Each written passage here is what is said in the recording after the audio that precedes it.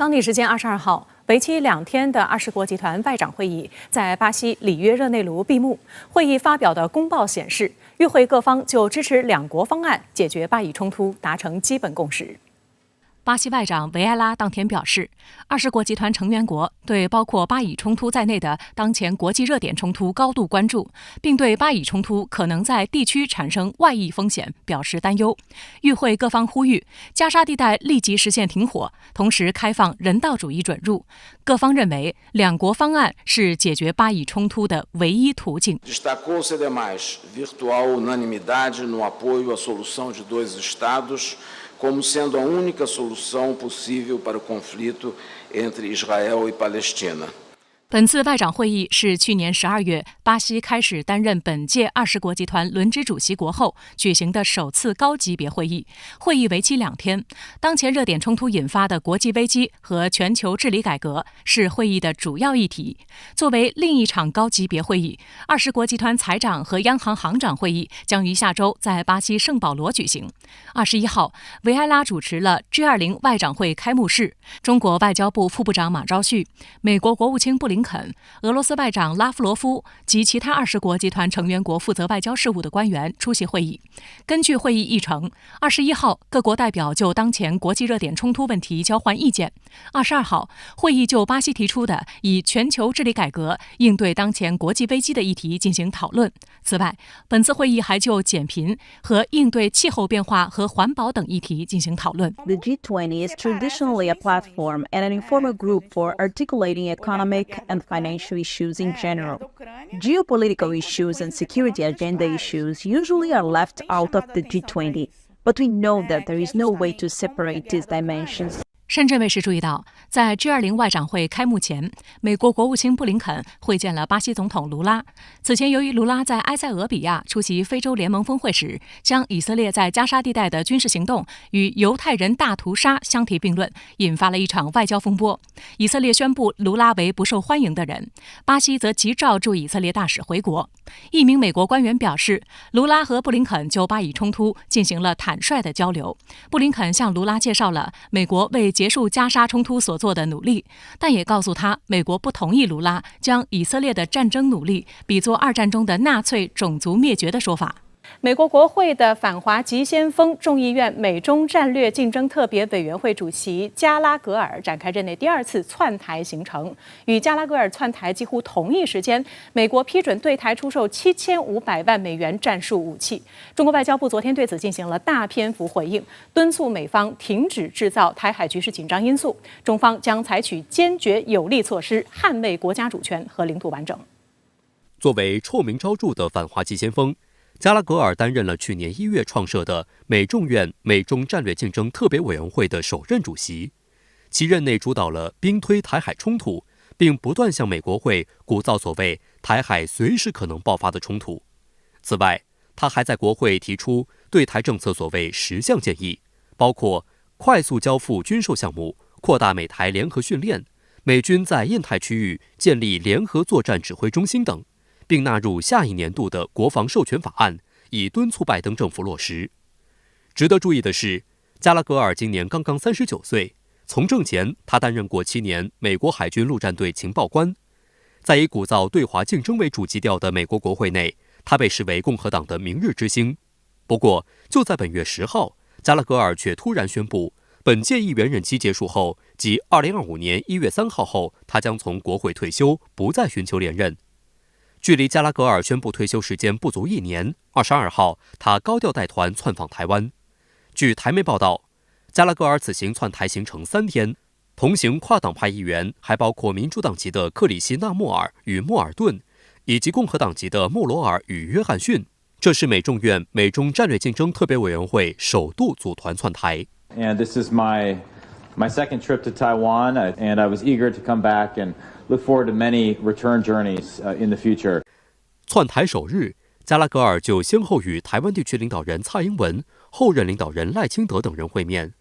台外事部门负责人吴钊燮特别设宴款待美议员团，并广邀媒体报道。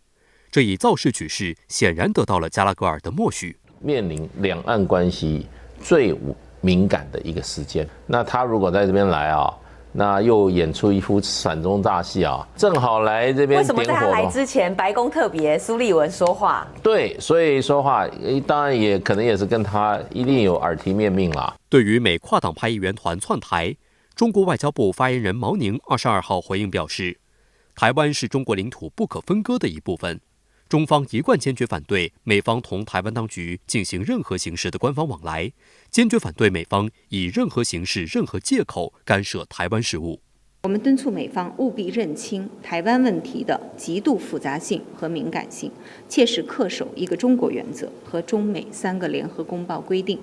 慎重妥善处理涉台问题，停止美台官方往来，停止向台独分裂势力发出任何错误信号。实际上，正如加拉格尔在记者会上提及，这已是他任内第2次窜台。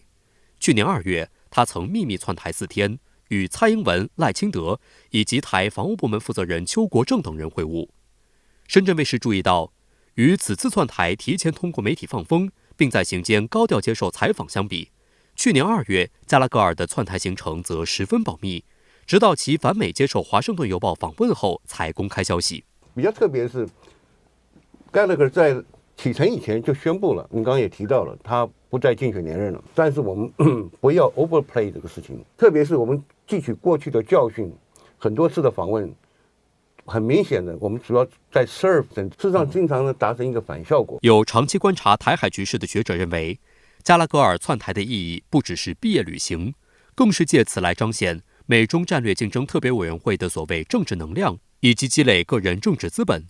加拉格尔虽然宣布不连任，但他此前就表示，未来的工作将与他的国家安全目标一致，并将重点放在国防政策上。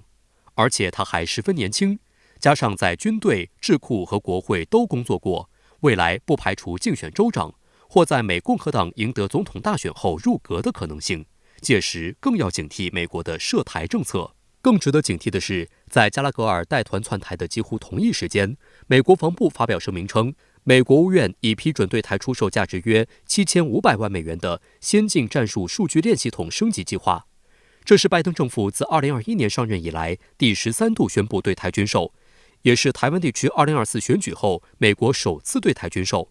据悉，美方将派200名政府人员和200名承包商代表前往台湾，提供工程和技术服务以及技术审查。美国国防部安全合作署炒作称，军售案符合美国国家经济与安全利益，有助于强化台湾的所谓防卫能力。加拉格尔在窜台首日记者会上也特别谈及美国对台湾地区的所谓军事承诺。外交部发言人毛宁22号表示，美国向中国台湾地区出售武器，严重违反一个中国原则和中美3个联合公报，特别是817公报的规定，严重损害中国主权和安全利益，严重损害中美关系和台海和平稳定，中方一贯坚决反对。再来关注金门渔船翻覆事件，在2船发生碰撞的事实被揭露后，台海巡部门在舆论压力下承认碰撞导致渔船翻覆，但仍然以各种理由推诿卸责，对事件真相遮遮掩掩，引发舆论强烈争议。台湾有关方面粗暴对待大陆渔船，致2名渔民遇难。另2名生还渔民回到大陆后接受采访时还原事发经过，表示当时渔船是被对方海巡艇冲撞才发生翻覆。然而第一时间，台湾海巡部门发布的新闻稿只字未提，只声称是大陆渔船蛇形巨舰不慎翻覆，且迟迟不公布现场视频。说谎被抓现行后台海洋事务主管机构负责人管碧玲的狡辩，更是进一步引爆两岸民众怒火。管碧玲声称，他在社交媒体提到过这起案件受到第三人责任险保障，那就代表有碰撞，大家可以去推理。他甚至将责任丢给媒体称，因为没有媒体询问，所以才产生了误解，引发舆论哗然。第三人责任险在大陆称作第三者责任险，简称三责险，是一种商业保险，主要赔偿被保险机动车在发生意外事故时对第三方造成的人身伤亡或财产损失。一般购买过机动车保险的民众才对此有一定了解。而在海上保险中，三责险是指由于被保险人的侵权行为、法律责任等造成第三者伤亡或财产损失的责任。很明显，第三人责任险和发生碰撞之间并没有直接联系。那篇文章当中500多个字里面，只有15个字在描述这件事情，也没有提及有碰撞。写的脸书文章，还要请别人去推理。你觉得全台湾的人民或者我们的媒体记者，个个都是金田一吗？个个都是柯南吗？还要去猜你的心吗？更吊诡的是，管碧玲曾在事件发生不久后表示，有一个约5分钟的追击录像，决定先交检调部门调查，过后才公布。但随着公开录影的声浪越来越大，金门地检署主任检察官20号又说，经过询问，执勤人员称，当时双方超高速行驶，后来又发生了碰撞和落水事件，海巡人员因急着救人而忘了录影。此后2天，无论岛内媒体如何询问，台海巡部门都辩称海巡艇没配备全船监视系统，执法人员因专注维持平衡和准备强靠登检，无法拿摄影器材搜证。CP 幺洞5艇并没有配备密录器，所以同仁没有使用密录器，并没有违反相关的规定。外界指引我们隐匿影片，也绝非事实。深圳卫视注意到，早在2019年，台立法机构已提案要求配发给基层人员密录器及大陆所说的执法记录仪，并获得通过。地方政府和民间机构捐赠了不少密录器给海巡部门。如今这些设备不知为何突然不翼而飞。台湾民众党主席柯文哲也敦促海巡部门有多少证据说多少话。为什么这一边没有录影嘛？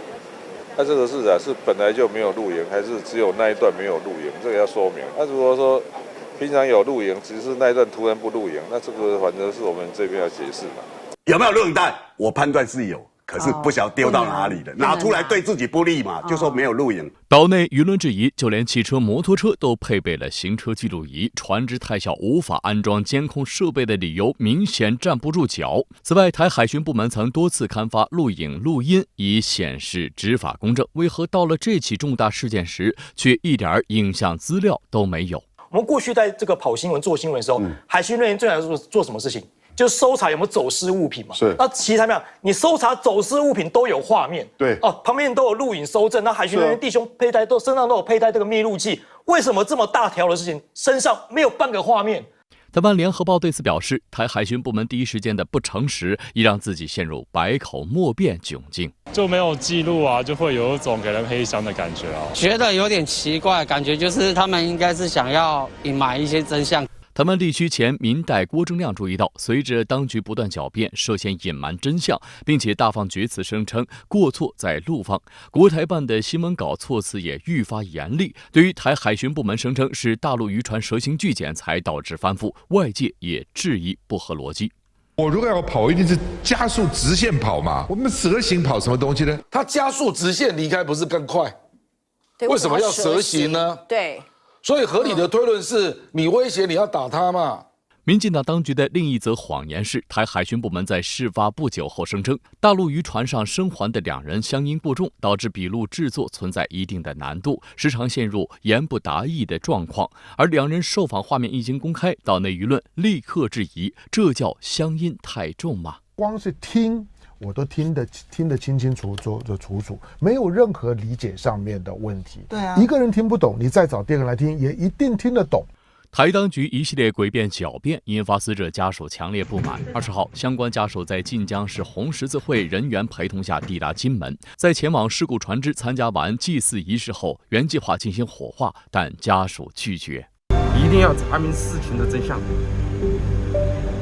还给我们